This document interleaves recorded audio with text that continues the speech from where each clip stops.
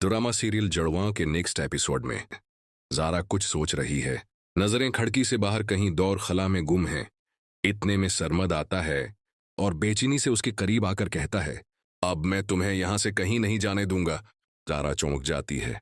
सरमद के लहजे में हल्की सी कपकपाहट है, जैसे वो कुछ खोने से डर रहा हो। इतना सब कुछ हो जाने के बाद तुम्हें क्या लगता है कि अब वहां जाकर तुम कुछ ठीक कर पाओगी?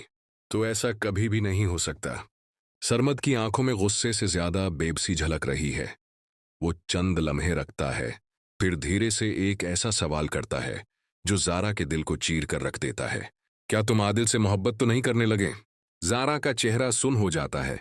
आदिल और सारा की शादी की खबर सुनकर शायद तुम ये सब कुछ बर्दाश्त नहीं कर पाए। जारा पलटती है। आंखों में आंसू हैं मगर लहजा सख्त है। सरमद, तुम पागल तो नहीं हो गए? ऐसी बातें क्यों कर रहे हो? सरमद की आवाज और धीमी हो जाती है, लेकिन उसके जमलों में एक गहरी चुभन है। मैं बिल्कुल ठीक कह रहा हूं। मुझे लगता है तुम्हारे दिल में आदिल है। तुम मुझसे मोहब्बत करती ही नहीं। अगर करती होते तो शायद ऐसे सवाल न करते। जारा की आंखें भर आती हैं। वो रुक रुक कर कहती है, सरमद, मैं तुमसे मोहब्बत करती हूं।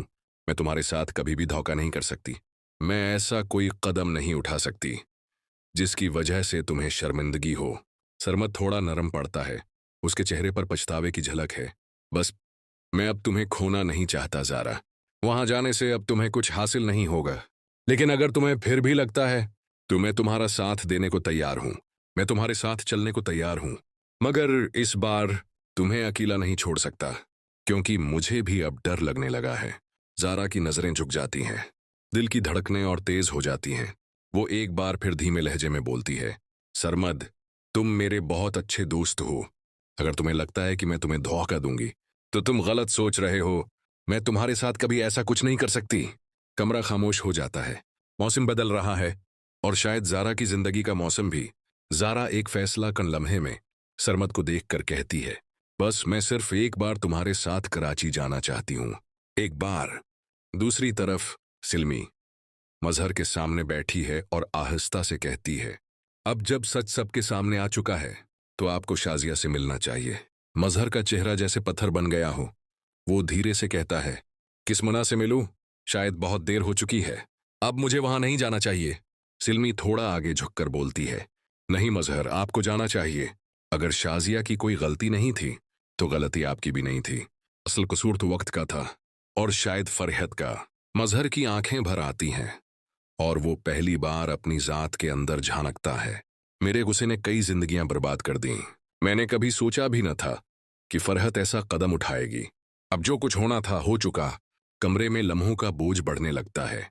वो फिर कहता है, मैं माजी को भूल चुका हूं।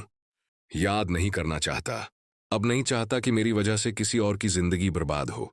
सिल्मी, मैं कहीं नहीं जाना चाहता। शाजिया के साथ जो हुआ वो बहुत गलत हुआ। ऐसा नहीं होना चाहिए था। सिल्मी आहिस्ता से मुस्कुराकर बोलती है, अगर आपको अपनी गलती का एहसास हो चुका है तो जाकर माफी मांग लीजिए। शायद एक मुलाकात सब कुछ बदल दे, वरना कहीं ऐसा ना हो कि आप उम्र भर पछताते रहें। मजहर गहरी सांस लेता है और थके हुए लहजे में कहता है, सिल्मी, क्या वाकई मुझे वहां जाना चाहिए?